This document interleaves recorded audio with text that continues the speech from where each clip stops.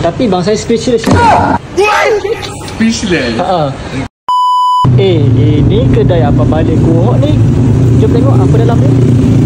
Jeng jeng jeng jeng jeng jeng jeng jeng jeng jeng jeng. Wih, tepung pun ada.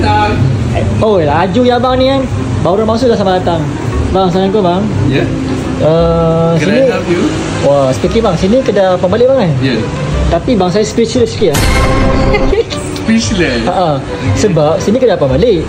Tapi kenapa ada dia bang? Ni. Itu ada dessert yang kita ada. Ini bukan kek ke bang? Ya, tiramisu. Apa dia? Tiramisu. Tiramisu. Ya, tiramisu. Aku sepak abang ni kan. Sebut dulu apa dah? Tiramisu. Tiramisu. Ya, RM8 je. Memang murah. RM8 je. Memang murah. Ya, nak tengok ke? Bukan Yahudi. Bukan. Boleh nak tengok bang? Nak tengok? Boleh? Nak satu bang. RM8. Pensel lah bang ni. Okay. Ni RM8. Ya. Kecil nak mampu ni. Oi, tapi macam sedap tengok ni. Sekejap, dia kelabu. Okey.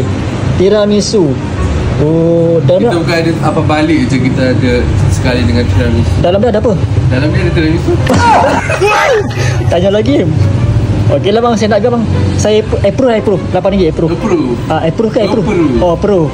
Minta maaf lah bang. RM8. RM8 bang. Boleh. Nak satu. Alright. Okey.